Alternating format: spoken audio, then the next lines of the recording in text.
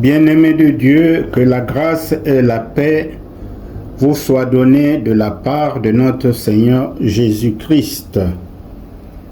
Ce 1er novembre 2024, jour de solennité de tous les saints, ce que l'Église catholique appelle communément la fête des saints ou Toussaint, nous allons méditer autour du texte évangélique tiré de Matthieu 5, versets 1 à 12, qu'on appelle, ce passage est appelé 1 à 12, Matthieu 5, 1 à 12, les béatitudes ou le vrai bonheur. Alors nous allons entrer tout de suite dans l'énumération des béatitudes. Heureux les pauvres en esprit. Ça, c'est la première béatitude. Il s'agit là de ceux qui accueillent Dieu à l'exemple des petits-enfants. Les petits-enfants ne raisonnent pas, ne font pas valoir leur intelligence pour discuter ce que Dieu a dit. Ils y croient et font confiance. Voilà ce que nous devons être. C'est accueillir la parole de Dieu sans la discuter, mais mettre sa foi dans cette parole pour que nous puissions marcher selon cette parole de Dieu. Et ça demande de l'humilité. Deuxième béatitude, heureux les affligés. Heureux les affligés. Ce sont ceux qui pleurent sur leur état de souillure, en prenant conscience qu'ils ne méritent pas la présence de Dieu et se repentent finalement. On peut citer le cas du publicain qui va dans le temple, qui pleure sur son état de souillure. Voilà. Donc, le publicain est un heureux de Dieu. Alors, désormais, lorsque on est affligé de son état de souillure, on s'afflige aussi en voyant les ravages du péché dans le monde, le rejet de Jésus et de son autorité. C'est toujours bien de penser à soi, mais aussi de penser aux autres. Troisième béatitude. Heureux ceux qui sont doux. Eh bien, face à la violence, l'injustice et la haine du monde, il y a des gens qui ne se laissent pas aller et s'abandonnent à la volonté de Dieu. À cause de leur douceur de caractère, ils hériteront la terre. Ils sont encore appelés les débonnaires. Quatrième béatitude. Heureux ceux qui ont faim et soif de la justice. La faim de la justice doit être comparable à quelqu'un qui a faim de repas et qui n'a rien mis sous la dent pendant plusieurs heures. Et lorsqu'il aura trouvé à manger, c'est avec appétit qu'il sera à table. Si nous avons beaucoup faim, Dieu nous donnera beaucoup. C'est-à-dire que lorsque nous venons à Jésus, assoiffés de justice et de Dieu, il nous comble. En effet, Jésus nous a fait une promesse merveilleuse.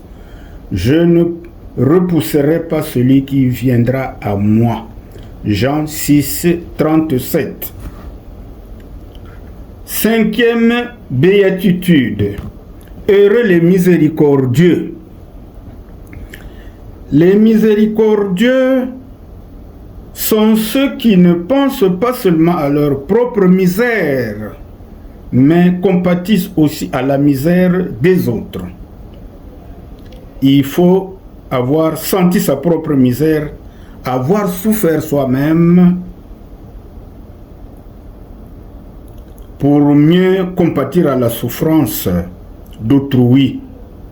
Donc il faut avoir été soi-même l'objet de l'amour infini de Dieu pour pouvoir aimer les autres et pratiquer à leur égard la charité. 6e béatitude, heureux ceux qui ont le cœur pur. Le cœur de l'homme est le siège des pensées, bonnes comme mauvaises. Et donc notre cœur est ce qu'il y a de plus important aux yeux de Dieu. Si l'homme regarde à ce qui frappe les yeux, Dieu lui regarde au cœur. Et nous avons cette citation en 1 Samuel 16, 7, lorsqu'il s'agissait de choisir le roi qui devait remplacer Saoul. Eh bien, finalement, de tous les enfants d'Ésaïe, le papa de David, il n'y a que David qui avait un cœur pur. Et c'est celui-là qui avait été choisi comme deuxième roi d'Israël. Alors, avoir un cœur pur, c'est avoir un cœur qui révère Dieu sans partage.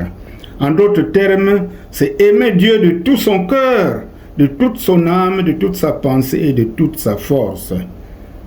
Ce que nous pouvons lire dans Marc 12, 30. Bien.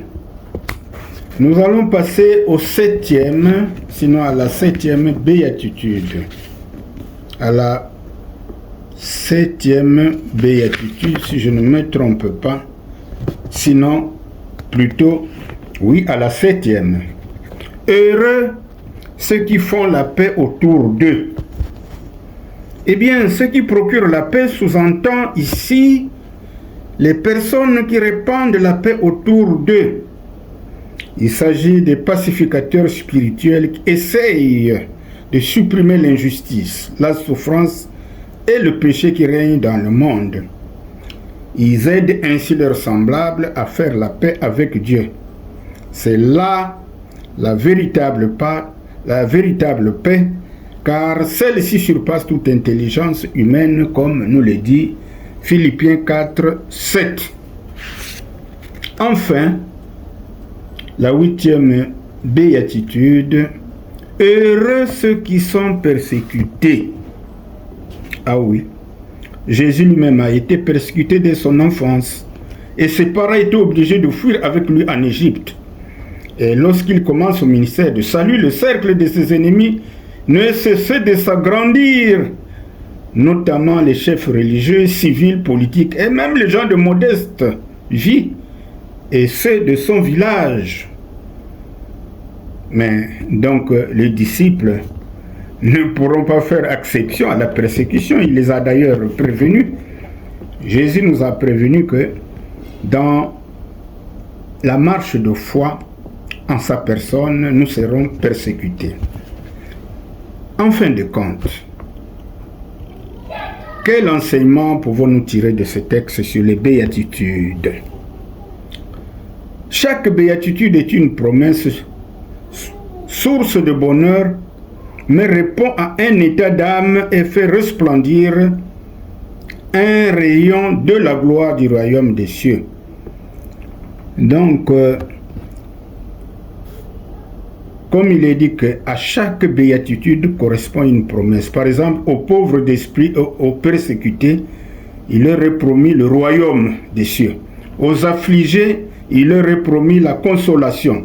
Aux doux, il leur est promis la possession de la terre. Aux affamés, il leur est promis le rassasiement. Aux miséricordieux, il leur est promis la miséricorde. Aux purs de cœur, il leur est promis la vue de Dieu. À ceux qui procurent la paix, il leur est promis le beau titre d'enfant de Dieu. Mes bien-aimés dans le Seigneur, vous pouvez continuer à méditer sur le texte. Il est très intéressant. Il faut prendre le temps de bien le lire. Et je crois que vous pourrez enrichir la méditation en continuant de lire et de réfléchir au texte. Que Dieu vous bénisse.